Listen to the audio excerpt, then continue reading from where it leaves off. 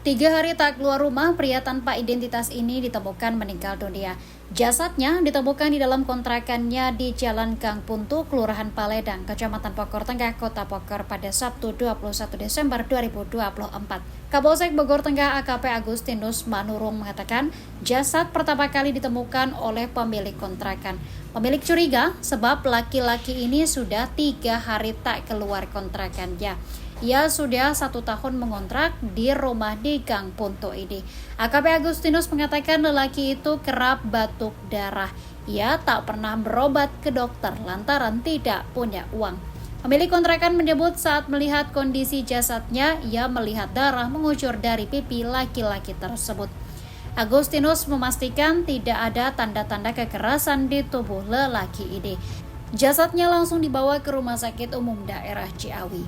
Anggota keluarganya pun sampai saat ini belum diketahui.